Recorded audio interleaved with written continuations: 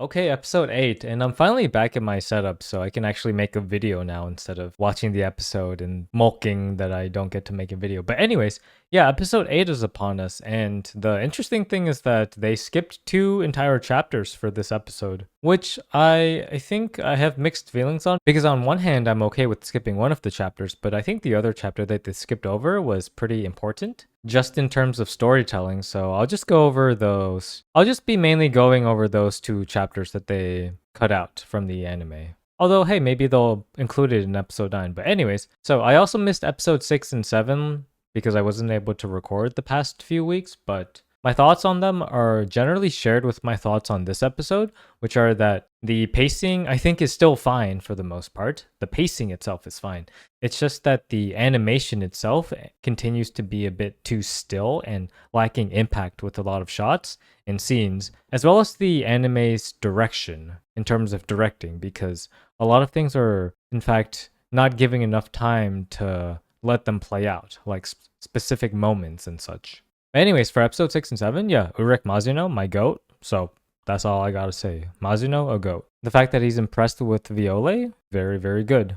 Now, anyways, for episode 8, I think that it was generally a good setup episode as well, with an introduction to Emily, the AI assistant that a lot of people are starting to use, and it is very reminiscent.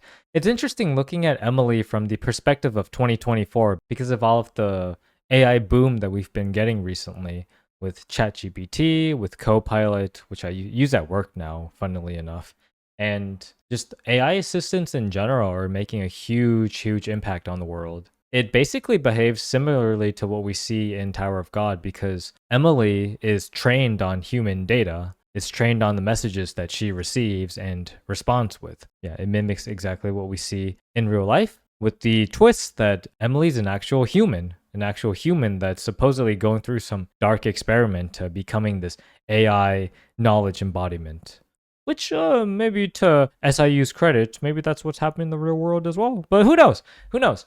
One of the scenes I quite liked with this episode was Rachel's interaction with Dan, because Rachel does show a pretty vulnerable side of her, even though if she's making it up and lying, but it was still felt very genuine and such. So I guess it goes to show how much of a good manipulator she is with her, because she's comforting Dan, because Dan gets a little ridiculed by Khun for using Emily, even though using Emily worked. And it's interesting because although Dan knows about Khun's betrayal of Rachel, that Khun is plotting against Rachel, he doesn't really show any indication of that. And Dan just seems genuinely moved by Rachel's words, which is good. I like the scene a lot.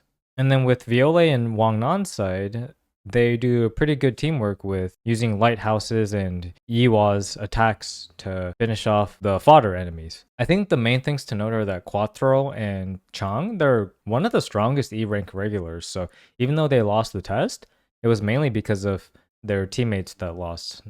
And yeah, like the Viole overpowered Quattro, but it's good to mention that Chang is one of the top 5 E rank regulars, so that gives us a sense of his power level and such. But anyways, yeah, it was a pretty fine episode. I'm enjoying the anime, even though there are the ongoing issues with the animation and directing. I think I'm just going to be enjoying the anime for what it is. And hopefully they're cooking something with the eventual episodes and such. So anyways, I'm just going to quickly go over what was missed in the 2 chapters that they cut out, which are chapter 36 and 37 of season 2. So with 36, the main thing with 36 is that it gave us a flashback of Bam and his starting upbringings as a slayer, and then how Jin Sung Ha trained him. The chapter emphasizes that Bam is being blackmailed by Fug in order to become Jewel Viole Grace and go up the tower, because if he doesn't comply with Fug, then they'll kill all of his friends. Jin Sung Ha is also given some backstory as well, because he's one of the biggest deals of Fug, one of the strongest members, and is Bam's arts teacher. So they gave us some good insight as to Jin Sung Ha's character. So even though he's one of the strongest members of Fug and one of the most cold-hearted, he's a bit more calm and his anger has subsided over time with, in particular, Jin Sung Ha sees the vulnerability and the gentleness of Bam, which makes him hesitant to train Bam to be the next Slayer, because it doesn't seem like Bam is fit for that role. Not because Bomb isn't necessarily good enough, but because Bomb just seems too pure. But however, as he soon finds out, although Bomb is gentle, he has a lot of potential. Mainly because Bomb is able to copy techniques that he sees for the first time, which is what we saw when Viole fought with Love. Another main thing about this chapter that I liked is that it really serves to show why Fug is doing what they're doing. Fug is doing what they're doing because of their grudge towards the 10 great families, because they desperately want to see change to the tower, and the king of the tower, Jahad, has an immortality contract with the administrator, and so you can't kill him except that irregulars are people that are not bounded by contracts. And so irregulars would be capable of killing the family heads that are immortal. So that's why irregulars are super important to Fug. That's why Jing Sung Ha was bummed out that he missed out on Urek Mazino, because Mazino is literally top 2. And he's an irregular, but they can't convince him to go kill Jahad for them. So it's important that they get their hands on another regular. In this case, it's Bomb or Viole. It's a kind of ominous feeling at the end of this chapter, because even though Jin Sung Ha was saying at the beginning of the chapter that he was hesitant to train Bomb, once he sees that there is that huge potential in Bomb, he suddenly just recognizes why he's in Fug in the first place. And so disregards the feelings and then goes all in, puts all of his investment into training Bomb to become strong, to become a god.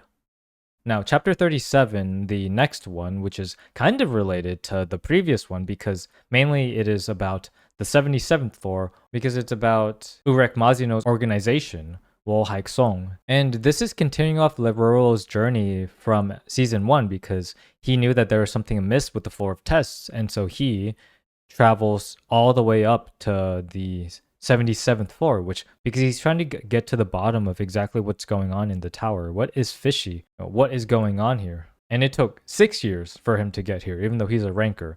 So that goes to show just how big and vast the tower is. And the main thing is that while there's a Khun family member that's part of Wo Haik Song, there are some answers that Leroy is trying to get out. The main thing is that while Leroy is trying to get information out of this Khun member, there's a special task that apparently needs to be done, which is enough for them to set aside their fighting for now, and then they're essentially getting into another narrative point that involves Wo Haik Song. So yeah, we'll see what that is. But yeah, anyways, just a short little review on episode 8. I thought it was fine. And yeah, I'll see you all on the next one. Thank you for watching. See you in episode 9. Peace.